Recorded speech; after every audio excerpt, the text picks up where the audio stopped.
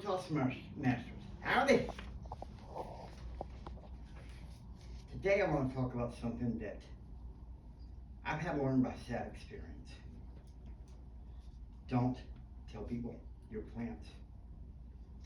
I got 4 points for you to consider, just like Ed does. Number 1, absolutely be careful who you tell your plans to. Why is that?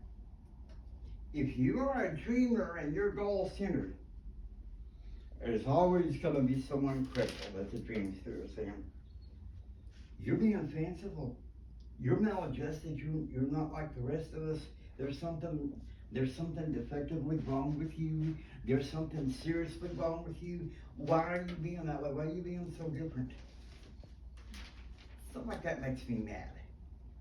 And you have to learn how to deal with it and develop a thicker skin and develop and keep your inner circle tight by making your circle work.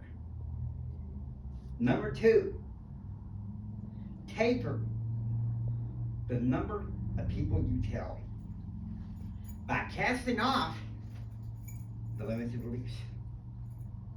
You have to do that. Why is that? Because even some well-meaning people who would say, you know, we're your friend.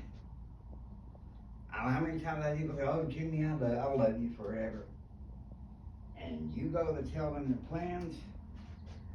You're stupid. There's something wrong with you. You're crazy. How can you say that you're going to pull that off? You're unproven. You're too idealistic. Give it up. I mean, seriously? You think, all honesty, that people who have big hearts and are go-getters should sit there and put up with people that are critical all the time? Seriously, think about it. And why not? Why not taper? Scale down who you tell your goals and dreams. You've got to taper it, because if you don't, you lose your focus. It's like Luke 4:24. Jesus said this, and I believe with all my heart even more as I get older. I just turned 56 years old 2 weeks ago from yesterday. And one thing I learned about sad experience, you do not tell people, too many people, your goals and dreams, unless it's people that are success-minded. Because too many people will sit there and poo-poo and look down at you. Like, oh, he's hopeless. He thinks he's going to forget his dreams. He's maladjusted, just forget, you know, people just wagging their mouth, blah, blah, blah, blah, blah, blah. You know what I mean? But here's the thing. Here's point number 3. I have here part of a red file system of important documents I keep. Now, I'm not going to show them to you because to illustrate my point. The art of your dreams and goals is what the coach Presley Slattery said. Run with winners. Because if you run with Joe Snow down the street or a few blocks over somewhere in town and you tell them your goals and dreams and hoping that they'll help you, and they'll say, well, there's something defectively wrong with that goal and dream. I don't have enough faith in you. That's where you need to have faith in yourself and have a tight inner circle that does believe in you. And that way, you only answer to one person to your dreams. The one that gave it to you in the first place. The Lord, your God. That's it. You don't need some authority figure or some expert. Take this chair. And sit there and talk you down to you saying, you're unproven. You can't do this. You can't pull this off. Because the more people do that, and you're a goal-centered, dream-building person, they're like, oh, I'll show you. I'll show you. That's why you need to run with winners. Don't tell it to just every Tom, Dick, and Harry that you're close to, because they have agendas of their own. That's the dragon culture. That's a culture that wants to be cookie cutters, a culture that I believe has been set up by none other than the devil himself. Number 4, dreams and goals are meant to be given to you by God. Jesus said in Matthew chapter 7, neither cast your pearls before swine. I never understood that until this past year.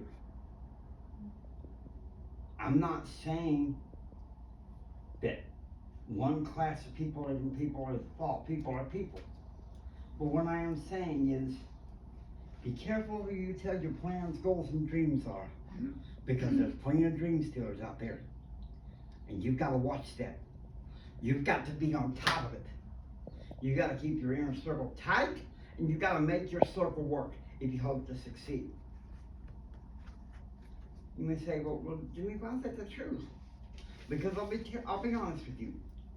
Ever since month 2 of our marriage, my wife Blanca, me Reina, has told me straight up, stop telling people your plans. You'll jinx it. They'll win all over you. And I'm not going to put up with that. And you know what? I've come to realize, and I told her yesterday, I said, you're right. No one has to know about my personal goals and dreams.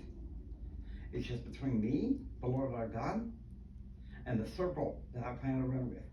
And that includes you, fellow Toastmasters.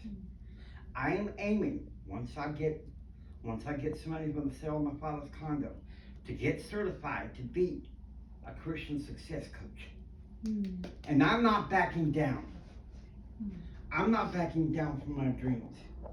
Just because there's a few noisy people that say, well, you can't do that. I've had people say that all my life. And I realize what you gotta do is you gotta tap into your God-given potential. Even if you're suffering from depression, even if you've got, which I've had too this past month, even if you've got multiple birth defects like I do,